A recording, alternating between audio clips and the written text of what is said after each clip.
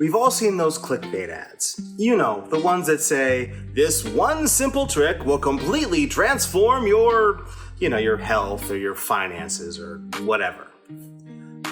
But what if I told you there really is one simple trick, or more accurately, one simple idea that will completely transform your children's ministry? Would you believe me? Because it's true. It has been proven to work. There's a very famous, incredibly successful company that has built itself around this one idea. One simple idea. And I'm going to tell you what it is. His ministry sucks, but I'm here every week. Wild ones running in the floors, never clean. They want candy, I want... Hi, I'm Pastor Marty. And if you have ever gotten home from church and found glitter in your sock, then this is the channel for you. There is one idea, an idea that is both simple and profound. Now, I'm going to tell you what the idea is, and the idea really is simple, but if you're going to understand it, I'm going to have to give you just a little bit of context. Back in the 1990s, the internet was still relatively new, and personal computers, actually having a computer in your house, that was just becoming a thing. The problem was that the computers back then were not like the computers nowadays. They were not always intuitive or easy to use, and they were, let's just put it plainly, they were ugly. They were big, and they took up an entire desk in your house, and they were usually either gray or beige. They just weren't cool. But then a new kind of computer came along. And instead of clunky and gray, this new computer was cool. It came in different colors. You could get it in blue and green and red, and it had clear plastic and flashing lights, and it was just different. And not only that, it was more intuitive and easier to use for the average person. And you could not only work on it, you could also listen to music with it. It was called the iMac. And of course, iMac was the brainchild of Steve Jobs, the CEO and founder of Apple. And of course, we all know Apple today. And in fact, some of you are watching this video right now on an iPhone. We know Apple for the iPhone, the MacBook, the iPod, the iPad, the Apple Watch, so many devices. And of course, people are very divided. You ask anybody, you an Android person or an iPhone person, and you will automatically divide the crowd. But whether you're a fan of Apple or not, you can't deny the fact that Apple changed in a lot of ways the way the average person interacts with technology. The way we listen to music, the way we use our cell phones was impacted because of Apple Corporation. A few years ago, I heard somebody say something that got my attention. They said that Steve Jobs could not write computer code. Now, at first, I didn't believe that. I mean, the guy who invented, the iOS operating system and the Apple computer and all these things couldn't write computer code. So I looked it up. Here's what Steve Wozniak, who, if you don't know, Steve Wozniak was Steve Jobs' partner when he was founding Apple.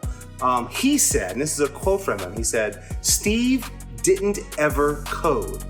He wasn't an engineer, and he didn't do any original design." So what was Steve Jobs' secret? What was it about him that made Apple so innovative and different than every other computer company out there? Here it is. Are you ready? Here's the idea. It's simple, but it's deep. Ready?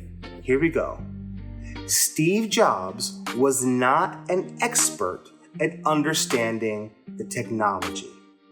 He was an expert at understanding the people who were going to use the technology. Did you catch that? He didn't think like an engineer. He thought like the customer. A little while back, I saw a post on an online forum for Christian children's ministers, and it made me laugh. I couldn't help it. The post was serious. The person who made the post had created a take-home kit for their kids' church that the kids could take with them when they left. It had a Bible verse fill-in-the-blank game and some activities related to the Bible lesson and, sort of a trivia thing. And it looked really interesting, honestly. And of course, the idea was that the kids would take the kit home and continue learning at home. And all I could keep thinking was, yeah, because we all know how much kids love homework. Now, I'm not saying that the person who invented this was stupid. Not at all. In fact, I think they were actually kind of brilliant. It takes a lot of intelligence and thought to create something like that, to create the puzzles and whatnot. But I do think they were looking at it from the wrong perspective. They were thinking like a teacher. Well, of course, they were a teacher, but they weren't thinking like the kids.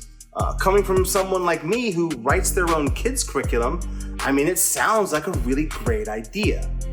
But once you start to look at it from the kids' point of view, suddenly it just kind of becomes homework.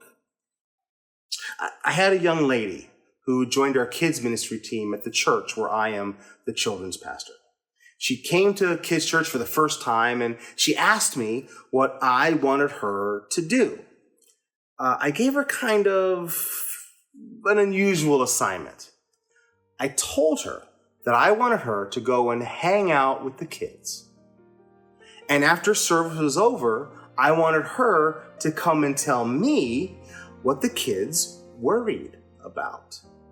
Now, I know that seems like a strange thing to ask, a strange job to give someone. But the reality is, if we don't know what our kids worry about, or what they're sad about, what makes them scared, or what makes them excited, or what makes them happy, if we don't know these things, then what do we really have to say to them? You see, we've all worked very hard. I worked very hard at becoming an expert at teaching children's church, at running the program, the planning and the effort and the putting everything together. I had to change my perspective.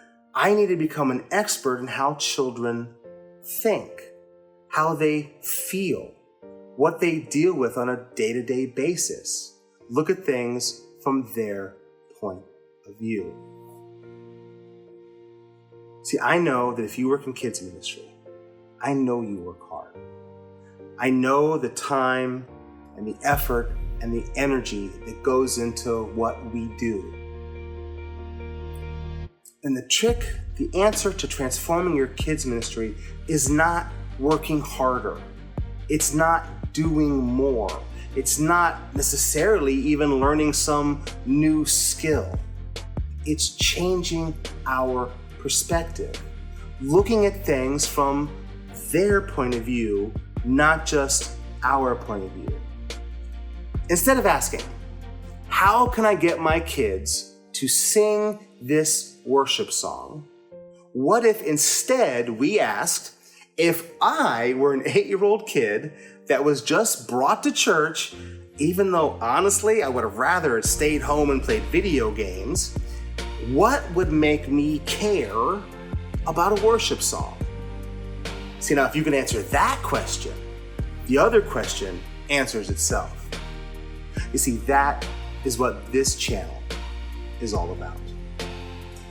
So this is the part of the video where I'm supposed to say, if you like what we're putting out, hit like and subscribe.